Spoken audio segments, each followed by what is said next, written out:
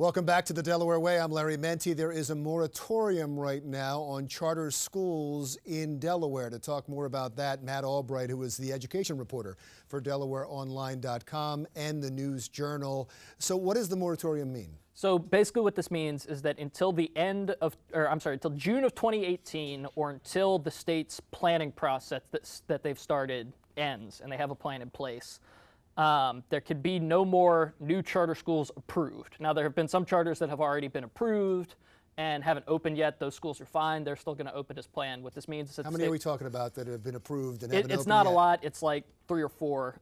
Most of them opening next year. Ferrari Charter School, Great Oaks Charter School, schools like these are still going to open as planned. And there's about 30 in the state? Yeah, something like that. Almost all of them are in Newcastle County, and most of those are in Wilmington. So who wanted this moratorium? Well, this actually started, there's a group called the Wilmington Education Advisory Committee, and this is a group that the governor put together. There's been a lot of debate about education in Wilmington. Basically, this committee said, here's the things that we think will help improve Delaware schools. And what the committee said in their report that they released that got a lot of hubbub was, there's too many voices steering Delaware education right now. There's, just in Wilmington, just in the city of Wilmington, you've got 4 different school districts, you've got a VOTEC district, you've got all these different charter schools, and there's not a cohesive vision for how to improve education.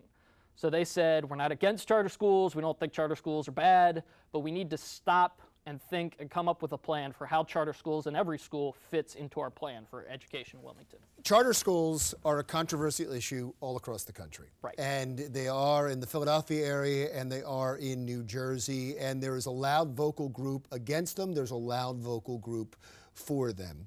So let me take both sides. Right. The people that are for charter schools will say to you that the people who are against them are all union people. It's the teachers' union. They want to make certain that they get their money and that their jobs aren't in jeopardy.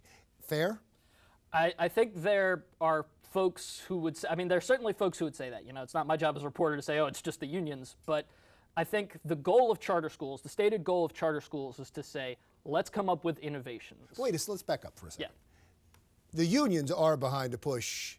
I'm not saying that they're solely, but they are behind a push to stop charter schools. A lot of union folks do not think that charter schools are the way to go. A lot of union representatives will say the reason some charter schools do really well is they select their students. They say, we're going to have a test that you have to take to get into here, or we're going to have a 5-mile radius that's just around our school. And these are the things, they select good students, and that's why those schools have high test scores when some traditional schools may not, because the traditional schools have to take every student. They have to take students in poverty. They have to take students whose parents may not do anything to help their education. That's what the union argument is about charter schools. Right, and that's what I was. But people are cynical about it and saying it exactly. Actually costs jobs and it minimizes the union population, and they call it union busting for private schools. But you jumped ahead because I was going to get to the other side of it, and the other side of it is there are people that are legitimately concerned that it diminishes public education, and because they choose their students, they don't have to deal with the worst cases. Right, and that's what the Education Commission took this sort of center track. They didn't say, oh, charter schools are bad, but at the same time they said, look, we need to be smart about how we approve charter schools, because Delaware's a little weird in that the state of Delaware approves charter schools. The city of Wilmington doesn't, the school districts don't. So charter schools are sort of operating on their own side over here. One of the theories behind charter schools was, let's give them freedom from a lot of the bureaucracy and stuff that these district schools have. They come up with creative, innovative things, and then we can share that across schools. Well, one of the things that the advisory council said is, that's not happening, is whatever you think of charter schools are doing their own thing. And there's a little bit of sharing between charter schools, but there's almost no sharing between charter schools and traditional schools. Now, that's not all charter schools' fault. Like you said, there are a lot of union teachers who just refuse to deal with charter schools in almost any way because they're just cynical about the process.